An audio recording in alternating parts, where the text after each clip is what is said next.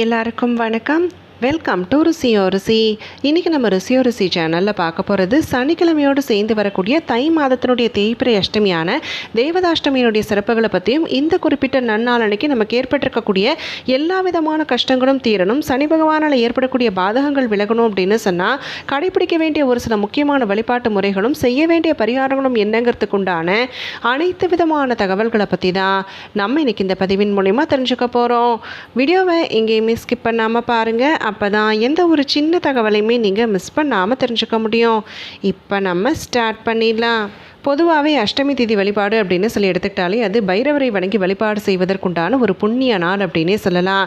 கஷ்டங்கள் அனைத்துமே தேயணும் அப்படின்னு சொல்லும் பொழுது யார் ஒருவர் பைரவரை இந்த தேய்பிறை அஷ்டமி நாட்களில் சிறப்பான முறையில் வழிபாடு மேற்கொள்கிறாங்களோ கட்டாயமாக அவருடைய கஷ்டங்கள் அனைத்துமே தீர்ப்பதற்குண்டான அருளை பைரவர் வழங்குவார். அது மட்டும் இல்லாமல் சனி திசை நடக்கக்கூடியவங்க சனி பகவானால் ஏற்படக்கூடிய பாதகங்கள் அனைத்துமே விலகணும் அப்படின்னு சொல்லும் பொழுது இந்த தேய்பிறை அஷ்டமி நாட்களில் பைரவ வழிபாடு மேற்கொண்டாலே போதும், கண்டிப்பாக அது கைமேல பலன்களை பெற்றுத்தரும்.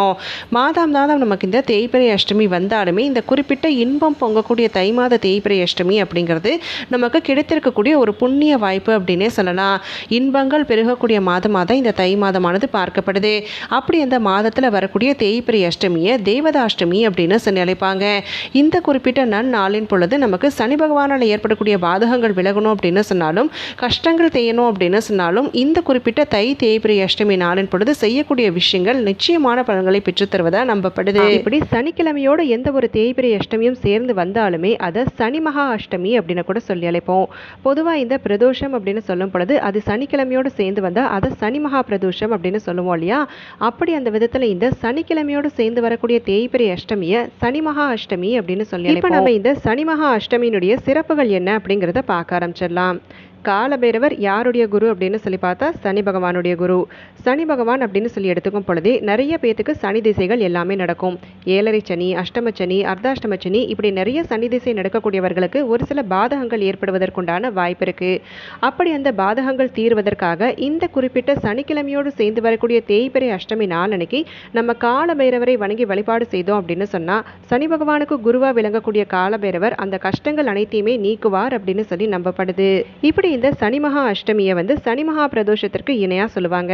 பொதுவாக பிரதோஷம் அப்படின்னு சொல்லி எடுத்துக்கும் பொழுது எந்த கிழமைகளில் வந்தாலுமே சனிக்கிழமையோடு சேர்ந்து வரும் பொழுது ரொம்பவுமே ஒரு விசேஷமா பார்க்கப்படும். அப்படி அந்த விதத்தில் இந்த அஷ்டமி திதியானது நமக்கு சனிக்கிழமையோடு சேர்ந்து வரும் பொழுது சனி மகா பிரதோஷத்திற்கு இணையா இந்த சனி மகா அஷ்டமியானது பார்க்கப்படுது.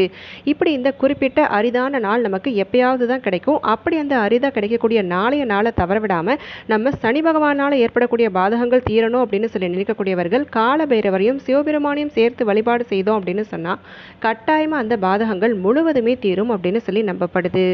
இப்படி நம்ம பைரவரை வணங்கி வழிபாடு செய்யணும் அப்படின்னு சொல்லும் பொழுது நீங்கள் வீடுகளில் ஸ்வர்ணாகர்ஷ்ண பைரவருடைய திருவுருவப்படம் வைத்திருக்கிறீங்க அப்படின்னு சொன்னால் அந்த திருவுருவப்படத்தை நீங்கள் காலை நேரத்தில் முழுவதுமே சுத்தப்படுத்திட்டு மஞ்சள் குங்குமத்தால் பொட்டு வைத்து அகல் தீபம் ஏற்றி வழிபடுவது அப்படிங்கிறத செய்யணும். அதே மாதிரி திருவுருவப்படத்திற்கு நீங்கள் சிவப்பு நிற மலர்களை சூடி வழிபடுவது அப்படிங்கிறது ரொம்பவுமே சிறப்பு.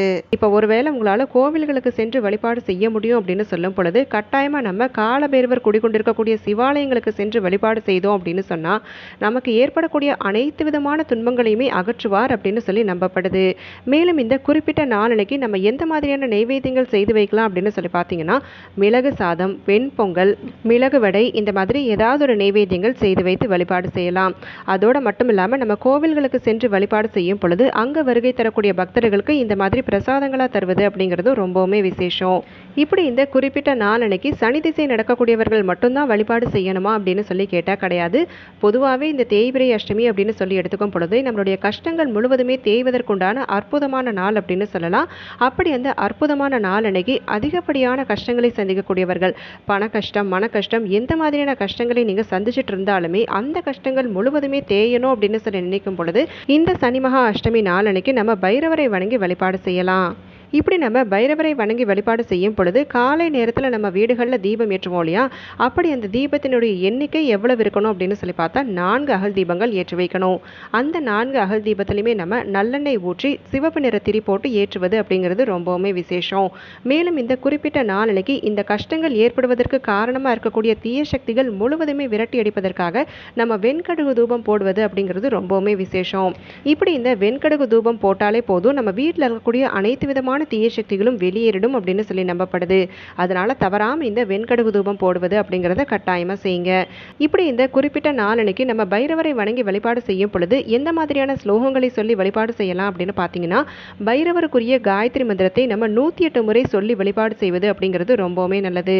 அதோடு மட்டும் இல்லாமல் ஆதிசங்கரால் இயற்றப்பட்ட கால பைரவாஷ்டகம் அப்படிங்கிற அந்த பாடலை நம்ம வீடுகளில் ஒடுக்கி விட்டு கேட்பது அப்படிங்கிறது ரொம்பவுமே நல்லது. அதனால் தவறாமல் இந்த 2 விஷயங்களையும் கட்டாயமாக செய்யுங்க. மேலும் சனி திசை நடக்கக்கூடியவர்கள் எந்த குறிப்பிட்ட விஷயங்களை கட்டாயமாக செய்யணும் அப்படின்னு சொல்லி பார்த்தீங்கன்னா, காலை நேரத்தில் உங்கள் வீடுகளில் தீபம் ஏற்றும் பொழுது 5 அகல் தீபங்கள் ஏற்றணும். கஷ்டங்கள் தீர்வதற்காக சனி திசை நடக்காதவர்கள் ஆனால் கஷ்டங்கள் ஏற்படுது அப்படின்னு சொல்லக்கூடியவர்கள் 4 அகல் தீபங்கள் ஏற்றணும். சனி திசை நடக்கக்கூடியவர்கள் இந்த சனி பகவானால் ஏற்படக்கூடிய பாதகங்கள் தீர்வதற்காக 5 அகல் தீபங்கள் ஏற்றணும். அந்த தீபத்தில் கட்டாயமாக நம்ம நல்லெண்ணெய் ஊற்றி சிவப்பு நிற திரி போட்டு ஏற்றணும். சிவப்பு நிற திரி உங்களுக்கு கிடைக்கல அப்படின்னு சொல்லும் பொழுது நீங்கள் இன்னைக்கே வெள்ளை நிற திரி இருக்குது இல்லைங்களா, பஞ்சு திரி, அதை நீங்கள் குங்குமத்தில் தோய்த்து எடுத்து காய வச்சுட்டீங்க அப்படின்னு சொன்னால் நாளைக்கு நீங்கள் தீபம் ஏற்றும் பொழுது அது சிவப்பு நிற திரியாக ஆகிடும். அதனால் இந்த மாதிரி நீங்கள் செய்துக்கோங்க. அதே மாதிரி இந்த குறிப்பிட்ட நாளன்னைக்கு நம்ம வீடுகளில் பைரவருக்காக குங்கும அர்ச்சனை செய்வது அப்படிங்கிறது ரொம்பவுமே நல்லது. பொதுவாக இந்த சிவப்பு நிறம் அப்படின்னு சொல்லி எடுத்துக்கும் பொழுதே அது பைரவருக்கு ரொம்பவுமே ஒரு உகந்த நிறமாக பார்க்கப்படுது. அப்படி அந்த விதத்தில் நம்ம வீடுகளில் சிவப்பு நிற மலர்கள் சூடி வழிபாடு செய்வதோடு மட்டும் இல்லாமல் சிவப்பு நிற திரி ஏற்றி வழிபாடு செய்வதோடு மட்டும் இல்லாமல் நம்ம குங்குமத்தால் அர்ச்சனை செய்வது அப்படிங்கிறது நமக்கு ஏற்படக்கூடிய அனைத்து விதமான கஷ்டங்களையுமே தீர்க்கும் அப்படின்னு சொல்லி நம்பப்படுது. அதுலேயும் குறிப்பிட்டு இந்த சனி திசை நடக்கக்கூடியவர்கள் இந்த குங்கும அர்ச்சனை செய்தீங்க அப்படின்னு சொன்னாலே சனி பகவானால் ஏற்படக்கூடிய பாதகங்கள் அனைத்தையுமே குறைத்து நமக்கு நல்லாசி வழங்குவார் பைரவர் அப்படின்னு சொல்லி சொல்லப்படுது. அதனால தவறாமல் இந்த குங்கும அர்ச்சனை செய்வது அப்படிங்கிறத கட்டாயமாக செய்யுங்க. இப்படி நீங்கள் குங்குமத்தால் 108 முறை அர்ச்சனை செய்யும் பொழுது என்ன சொல்லலாம் அப்படின்னு பார்த்தீங்கன்னா, ஓம் கால பைரவரே போற்றி அப்படின்னு சொல்லி 108 முறை குங்குமத்தால் அர்ச்சனை செய்யணும். இப்படி நம்ம ஒவ்வொரு தடவையுமே இந்த குங்குமத்தை கையில் எடுக்கும் பொழுது பைரவருடைய திருவுருவ படத்துக்கு முன்னாடி காமிச்சிட்டு அதுக்கப்புறமா நம்ம ஒரு வெற்றிலை வைத்து அதில் நம்ம குங்குமத்தை சேகரிச்சுட்டே வரணும். இப்படி செய்யும் பொழுது மனசில் எனக்கு ஏற்பட்டிருக்கக்கூடிய கஷ்டங்கள் இனி ஏற்படக்கூடிய கஷ்டங்கள் அனைத்தையுமே கால பைரவர் அகற்றுவார் அப்படின்னு சொல்லி நம்பிக்கையோடு இந்த அர்ச்சனையை செய்யணும். இப்படி நம்ம அர்ச்சனை செய்த குங்குமத்தை தனியாக ஒரு குங்கும சிமிழில் எடுத்து வச்சுட்டு தினம் தினம் நம்ம நெற்றிகளில் இட்டுக்கிட்டே வந்தோம் அப்படின்னு சொன்னாலே கால பைரவர் என்னைக்குமே நம்மளோட துணை இருந்து அனைத்து விதமான கஷ்டங்களையும் நீக்குவார் அப்படின்னு சொல்லி சொல்லப்படுது. அதனால் தவறாமல் இதை நீங்கள் செய்துக்கோங்க. இது சனி திசை நடப்பவர்கள் மட்டுமல்லாமல் அனைவருமே செய்ய வேண்டிய ஒரு முக்கியமான அர்ச்சனை. மேலும் கால பைரவர் அப்படின்னு சொல்லி எடுத்துக்கும் பொழுது சனி பகவானுக்கு மட்டும் குருவாக விளங்கக்கூடியவர் இல்லை, இவர் காலத்தை கட்டுப்படுத்தக்கூடிய தேவனாகவும் இருக்கக்கூடியவர். அதே சமயத்தில் 12 ராசிகள், அஷ்டதிக்குகள், பஞ்சபூதங்கள், நவகிரகங்கள் இப்படி எல்லாத்துக்குமே கண்காணிக்கும் தெய்வமாக விளங்கக்கூடியவர் தான் இந்த பைரவர். அதனால் கால பைரவரை வழிபாடு செய்தோம் அப்படின்னு சொன்னாலே நமக்கு ஏற்படக்கூடிய அனைத்து விதமான கிரக தோஷங்களும் தீரும் அப்படின்னு சொல்லி சொல்லப்படுது. இப்படி இந்த வழிபாடுகள் எல்லாமே செய்வதற்கு ஒருவேளை உங்கள் வீடுகளில் பைரவருடைய திருவுருவ படம் இல்லை அப்படின்னு சொல்லும் பொழுது சிவபெருமானுடைய படம் இருக்குது அப்படின்னு சொன்னால் அந்த சிவபெருமானுடைய படத்தை நீங்கள் பைரவராக பாவித்து நீங்கள் இந்த பூஜைகள் எல்லாமே செய்யலாம். எதனால் அப்படின்னு சொல்லி பார்த்தீங்கன்னா, அந்தகாசுரன் அப்படிங்கிற ஒரு அசுரனை அழிப்பதற்காக சிவபெருமான் தன்னுடைய திருமுகங்களில் ஒன்றான தத்புருஷத்திலிருந்து மகாபைரவரை தோற்றுவித்தார் அப்படின்னு சொல்லி புராணங்களில் சொல்லப்படுது. அப்படி அந்த விதத்தில் நம்ம இந்த குறிப்பிட்ட நாளன்னைக்கு பைரவருடைய திருவுருவ படம் இல்லை அப்படின்னு சொல்லும் பொழுது கூட நம்ம வீடுகளில் சிவபெருமானுடைய படம் இருந்தது அப்படின்னு சொன்னால் கூட அதை வைத்து நம்ம வழிபாடுகள் எல்லாமே செய்யலாம். ஆனால் நான் முன்னாடி சொன்ன அந்த தீபங்களுடைய எண்ணிக்கை உங்களுடைய பிரச்சனைக்கு ஏற்றவாறு நீங்கள் ஏற்றி வைத்து வழிபாடு செய்வது அப்படிங்கிறது ரொம்பவுமே நல்லது.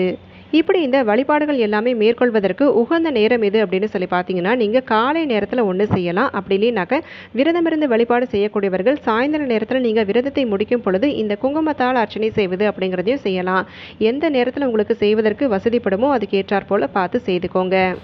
இப்போ நம்ம இந்த பதிவின் மூலிமா தை மாதத்தினுடைய தேய்பிரை அஷ்டமியான தேவதாஷ்டமியானது நமக்கு சனிக்கிழமையோடு சேர்ந்து வருது அப்படிங்கிறதால இந்த புண்ணிய சனி மகா அஷ்டமி நாளின் பொழுது நமக்கு ஏற்படக்கூடிய சனி பாதகங்கள் விலகணும், கஷ்டங்கள் செய்யணும் அப்படின்னு சொல்லும் பொழுது கண்டிப்பாக வழிபாடு மேற்கொள்ள வேண்டிய முறை என்ன, எந்த குறிப்பிட்ட விஷயங்கள் அனைத்துமே செய்யணுங்கிறதுக்குண்டான அனைத்து விதமான தகவல்கள் எல்லாமே தெரிஞ்சுக்கிட்டோம். இப்படி இந்த பதிவின் மூலிமா நீங்கள் தெரிஞ்சுக்கிட்ட விஷயங்கள் அனைத்தையுமே முறையாக கடைபிடித்து அனைத்து விதமான நற்பலன்களையும் பெற்று நல்ல ஒரு சிறப்பான சந்தோஷமான செல்வவளமான வாழ்க்கையை வாழணும் அப்படின்னு சொல்லி நானும் உங்களுக்காக மனதார வேண்டிக்கிறேன்.